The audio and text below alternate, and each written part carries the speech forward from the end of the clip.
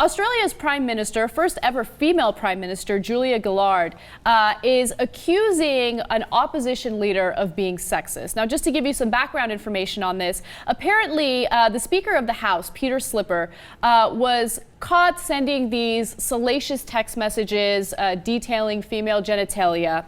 And the opposition leader, Tony Abbott, decided that he wanted to force a vote to remove him as the House Speaker. Well, Abbott has also been accused of misogynistic comments in the past, and Gillard basically confronts him about it in this next video.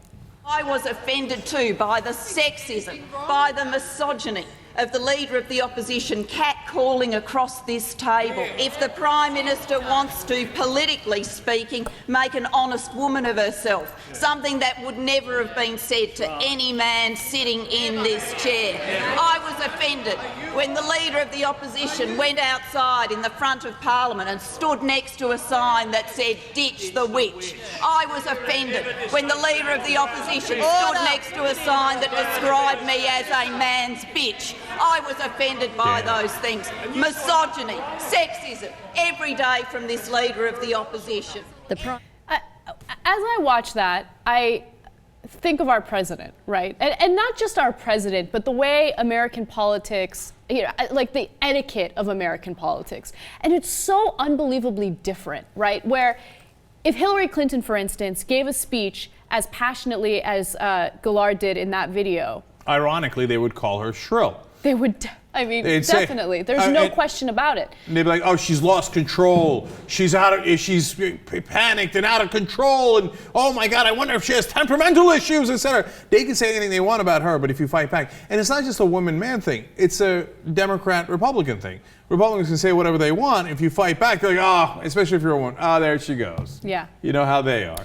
Now, I want to be fair to all sides here because this story has a lot of twists and turns, okay? So first of all, yes, Peter Slipper is from her party, but he was sending out some pretty questionable text messages, right? Mm-hmm. So it's interesting to see that she's defending him and she's calling another politician misogynistic, even though he is misogynistic. Apparently there is a broadcaster in Australia. His name is Alan Jones.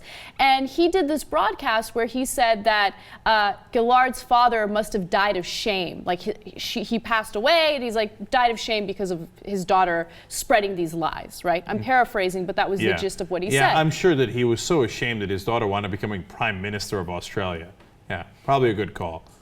So, by the way, it's such a hideous thing to say about someone's parent passing away. Right, so she was disgusted by that, understandably so. Tony Abbott kind of echoed the same type of message, and she's calling him out on that as well.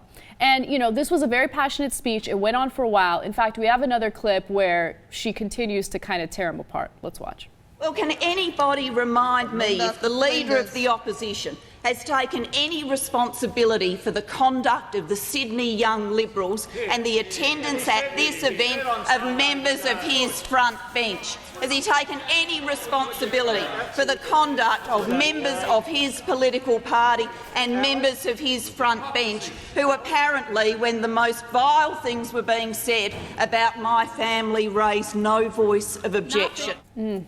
Yeah. And she also talked about how he had, in the past, referenced women, Australian housewives, that they should listen to him while they're ironing. And she's like, "You're going to talk about sexism? No, I'm not going to put up with any of this from you. Not now, not ever," she said. And forget Hillary Clinton. I would love it if Barack Obama spoke that way to the Republicans. I mean, can you imagine Barack Obama giving that kind of speech? And you know what they would do, Fox News, angry black man. I mean, he gave a speech about Katrina back in 2007, which you should be angry about Hurricane Katrina. He wasn't even angry. He was just saying, "Hey, can you believe what happened?" Right? And they're like, angry black man. But you know what? That's the point. Who gives a damn what Fox News says? That criticism is so irrelevant. And I know that they have a large audience, but the people who are watching Fox News, they've already bought into the propaganda, right? You're not going to change their minds. You need to focus on the people who voted for you and the independents out there. The independents are looking for the truth. They're looking for a strong leader, and Obama does not portray himself as a strong leader. I love the fact, even though this is a complicated story and both sides are kind of in the wrong, because let's keep it real, like there's a dude sending out pervy text messages, she's defending that guy. But at the same time, I love her passion there because she's calling someone out for doing something that was wrong in her opinion, and that's awesome. I love that she had the ability to do that and the passion to do that. She checked his ass. And boy, could we have used that from Obama during the debates.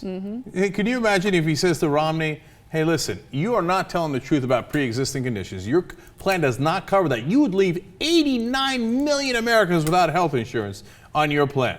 And I'm not going to let you get away with it. Not now, not ever. You'd be like, oh, stick to Obama, there you go.